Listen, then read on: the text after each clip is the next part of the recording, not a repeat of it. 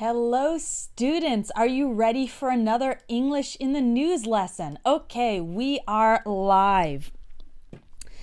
So today's lesson is about an article I read about what Facebook and Google should do about some of the fake news articles that are appearing on their sites and how these fake news articles can influence people's opinions, especially when considering the recent presidential election. So get ready. I'm going to teach you 8 words and phrases from this article. So the article started out by talking about we are in the wake of the presidential election. In the wake of is an expression that simply refers to after, the period of time after usually a major event or something that causes a lot of change or disruption, okay? This word wake in this context, it's not talking about being awake, like not sleeping. When you have a boat that's going through water, and so the water is normally very calm, right? And when the boat goes through the water, it leaves an area of agitated water behind the boat, right? And that is called the wake of the boat, okay? It's the agitated water that is present after the boat passes through. So more generally, when we say in the wake of a particular event, it refers to the period of time afterwards. So usually an event that has changed things or made some disturbances in the normal situation, and now we're talking about the period of time after. So right now, as I'm recording this video in November of 2016, we are in the wake of the most recent presidential election here in the United States. So in the wake of the election, Facebook and Google are coming under fire. What does that mean? If something is under fire, it means it is being very strongly criticized, or people are accusing it of doing something wrong, okay? You can have a company under fire. You can have a person under fire. So if there's a person at the company who made a lot of bad decisions and then people are getting angry and accusing the person and criticizing the person, that person is under fire, okay? If you're under fire, it means you're receiving a lot of criticism and accusations. So right now, in the wake of the recent presidential election, Facebook and Google are under fire because there are some fake and some misleading articles that appeared on Facebook and Google. So we have fake and misleading. Something that is fake is false. It's not true, okay? That's what the word fake means. And misleading is a little bit different. Something that is misleading means it's deceptive. It gives you the wrong impression to lead you in the wrong direction, okay? Like, I'm trying to think of another example. Okay, let's say you're driving and you're trying to get to New York City, and you see a sign that says New York City is to the right. And so you think, okay, it's directing me to the right, so you go to the right. But actually, the sign was saying that New York City is maybe the next right after that, and so you took the wrong turn. So you would say, oh, that sign was misleading. It looked like it was true, but it actually led me in the wrong direction. So when we talk about a news article that's misleading, this might be an article where the headline makes it sound different than the facts really are, or it gives a more extreme impression than the truth, okay? So something that is fake, a news article that is fake, is completely false, completely imaginary, completely different from reality. And something that is misleading is usually just somewhat different. It just leads you a little bit away from the truth or the correct direction. All right? So basically, a lot of people are criticizing Facebook and Google for allowing fake and misleading articles to spread and be shared on their websites. And they want Facebook and Google to stop these fake and misleading articles. But Facebook and Google are a little bit reluctant to do that. Reluctant, if you are reluctant, it means you really don't want to. You are hesitating. Maybe you have some doubts about if this is the right thing to do. So to be reluctant means you really don't want to do something. And if you're maybe going to go very slowly or you're going to hesitate before doing it.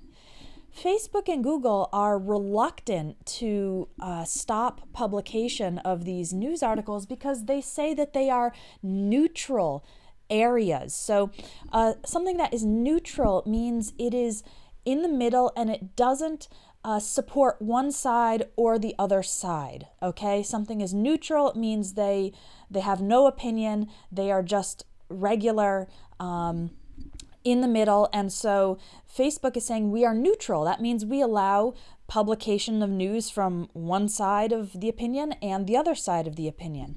And so because Facebook and Google say they are neutral, that's why they are reluctant to stop some of these publications, because they don't want to start judging what is true and what is not true, because then they wouldn't be neutral anymore. Then they would have to take a more active role in analyzing the news.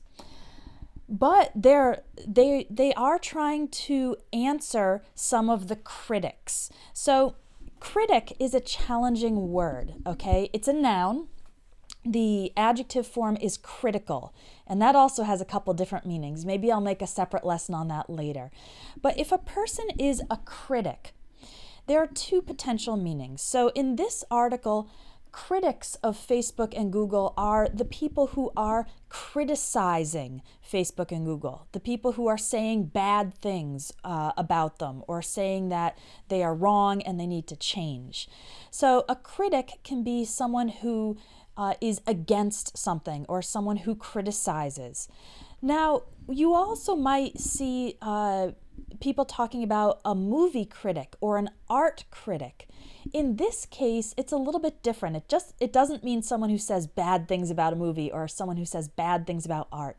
A movie critic and an art critic, those are people who evaluate movies and art. So they analyze the movie or the art and they give their opinion, both the good and the bad. Okay? So in the context of movies and art and literature, a critic is just someone who evaluates these works of art.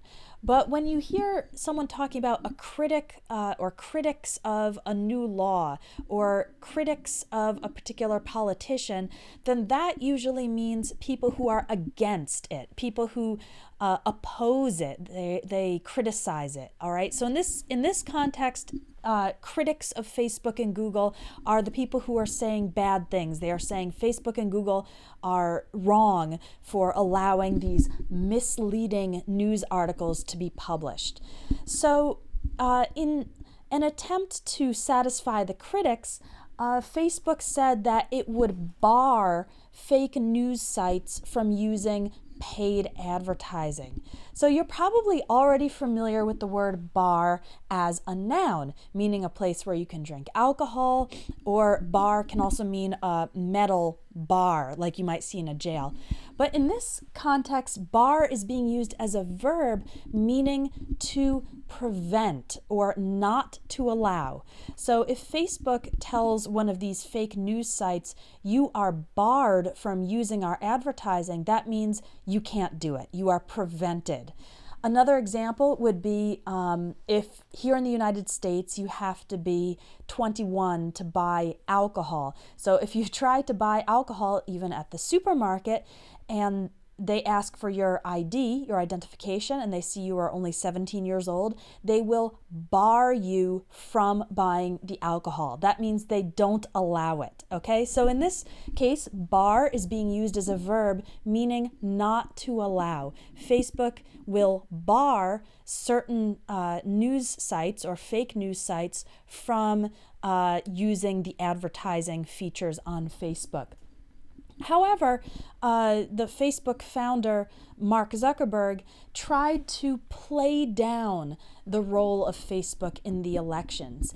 What he said was, it's pretty crazy to think that Facebook could influence the elections. So play down is a phrasal verb, and play down means to de-emphasize, to try to make something seem less important. Okay, so the critics are saying that Facebook was very important in the election and that the misleading news articles tricked people or deceived people, but Facebook's leader is trying to play it down, saying no, it really wasn't that important. Okay.